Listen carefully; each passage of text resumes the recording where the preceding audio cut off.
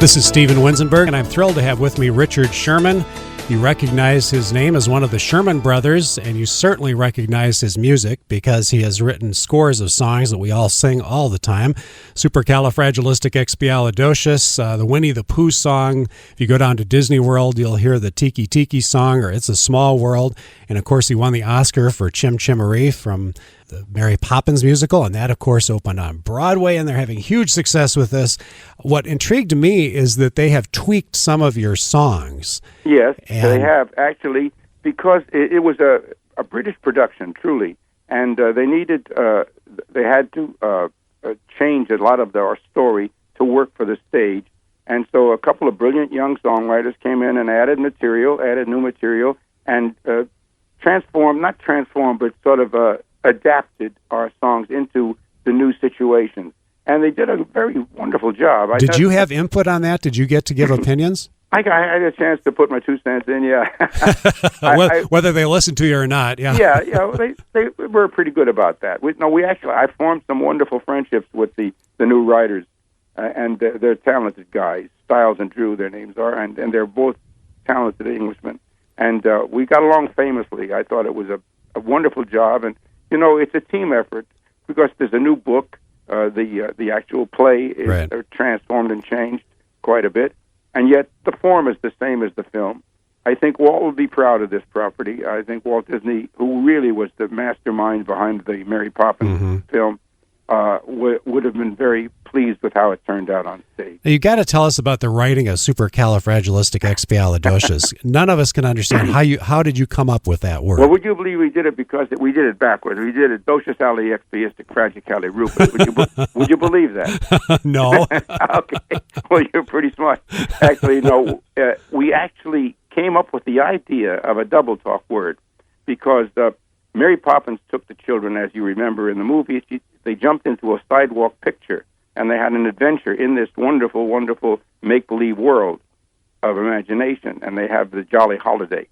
And coming out of the Jolly Holiday, we wanted Mary Poppins to be able to give the children a souvenir to take out of this magical place.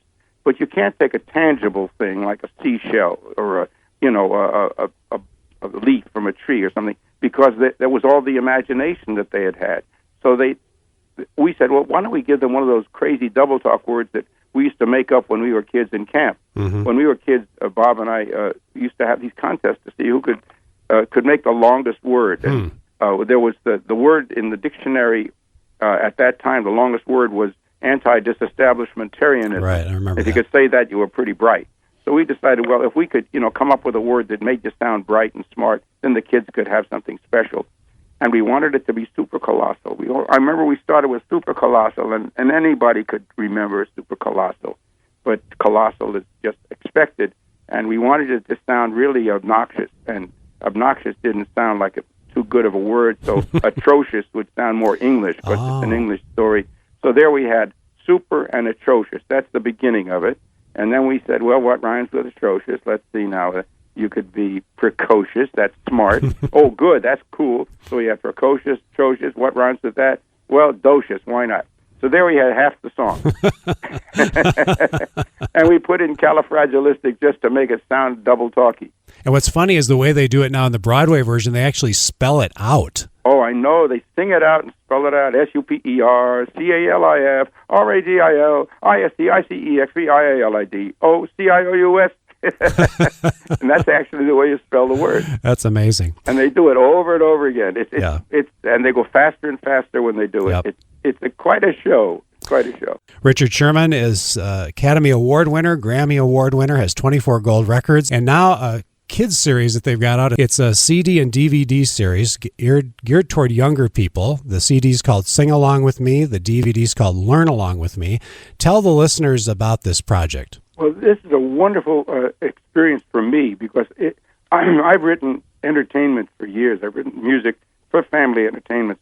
But this time, we're gearing it toward the younger children. This is a challenge to me because it's a teaching process as well as an entertaining process. So it's both educational and entertaining. Absolutely, right. Because it teaches the young children rudimentary things about pronouncing words.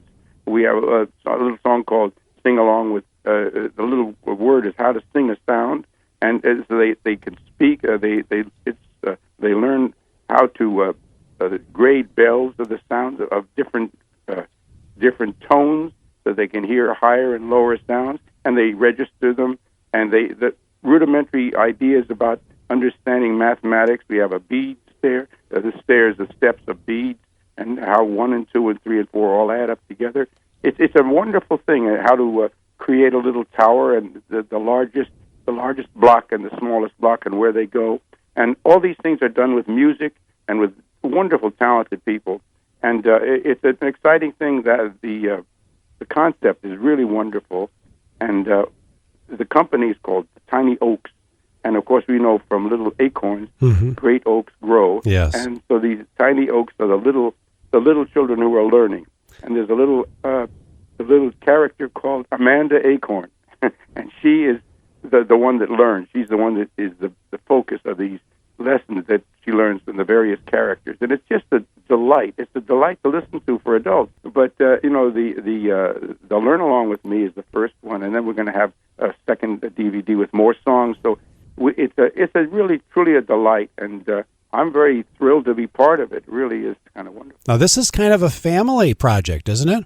Well, my son-in-law is one of the creators of it, and the inspiration for it was my little granddaughter, Amanda. So Amanda Acorn is really it's named after our little darling little granddaughter. That's cute. And then your daughter's involved in music as well, isn't she? My daughter is a talented young lady. She was a teacher for many, many years. In fact, I meant to say that we have 30 years of advisor, 30 years of public and private school teaching behind these lessons.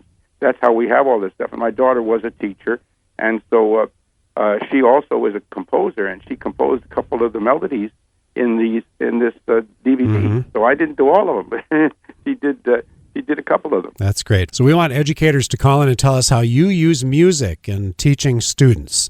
And we'll talk a little bit more with Mr. Sherman about his career in just a minute, but let's get to the phone lines and talk with some of our educators that are calling in. Milton is up next on WHO. Hi, Milton.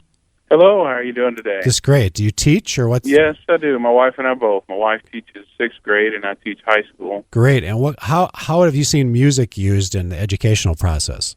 Well, I'm half a day I teach at an alternative school, and these kids kind of use their own music, to isolate themselves, I think, with headphones, and so they don't argue with each other. Yeah. But other than that, I've used some systems that have music work. I teach special education, so I've used some systems that use music for memory, learning memory, and then also my wife teaching 6th grade, she's done some things along those lines. Great. So. Well, you can use some of these things for some of the younger kids that you're involved with, or pass these along to some of the younger educators as well. And Mr. Sherman, this kind of raises, since Milton was talking about his teaching high school, I've noticed that a lot of your songs, like Supercalifragilistic and some of those things, It's a Small World, they've turned into more modern versions. When Disney releases like a new album called Disney Mania, they have young rock people take your songs from 40 years ago and turn it in kind of a hip version. What's your impression of those? Well, I think it's wonderful. It's a wonderful thing to be able to transform a piece of music that's written for one use into numerous uses. And I've kind of been fascinated by it. I can't say I'm in love with every time somebody does a different version, but some of them really are quite wonderful, and I do love them. And I've heard jazz versions, for example, of songs that you barely recognize the tune, but there's something about the way it was created is in there. But I think it's flattering in a way to think that they use my material in different ways today. And we found out already from Mr. Sherman that Amanda Acorn is named after your granddaughter. Is that right? That's right, little Amanda. Now, I have to ask you, there's the Grumble brothers in this, too. Is that named after the Sherman brothers? No, that's a figment of the imagination of the creators. Okay. But you know what they are? The Grumble brothers are termites, but they're very nice termites. Yes. They don't eat wood. They're cute. Yeah. Well, hardly ever. They're vegetarians. And Camilla is next on WHO. Hi, Camilla. Hi. How good do morning. you use music in educating Now, kids? There's an item that I've used for a long time. I have do daycare in my home, have for 30 years. And for very young children to learn their phone number, you can use Twinkle, Twinkle, Little Star. You just say the number 9322674, 9322674. Oh, that's cute. They learn it very early because everybody knows Twinkle, Twinkle, Little Star. And it's very, very helpful for very young children. Well, you'll love this. You'll love the DVD and CD. It's just great. It's very similar to that type of thing. Thank you. And Mr. Sherman, this is what you're talking about, right? Actually using music to help Absolutely. kids learn. Well, it's a wonderful tool. To me, it was a great challenge to be able to give little gentle lessons, but very important lessons with music, because that's one of the wonderful things that happens in the mind. The music sticks with you, and then all the detail, which is the lyric, the words, or the numbers in your case, are easier to recall because the tune triggers the word, Right. and that's what it's all about, really. Now, what I like about this, I don't mean to call it old-fashioned, but when you hear the songs on Sing Along With Me or watch the video Learn Along With Me, you're really going back to the way music used to be used for kids, which was educationally. Today, so much of the kids' music is just fluff.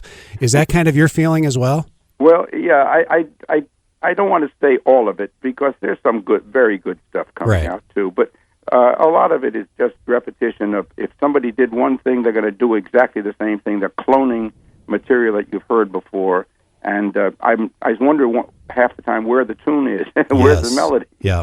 And I'm more traditional. I don't want to call it old-fashioned. It's more of a traditional writing. Right, traditional. That's a good way to put it. It's the way, in a sense, the greats wrote. I mean, when Cole Porter wrote a tune, you could sing it. And when Irving Berlin wrote a tune, you could sing it, you know. Right. Yeah. And that's the kind of music I like agree. to listen to myself, and therefore that's the kind of stuff I write.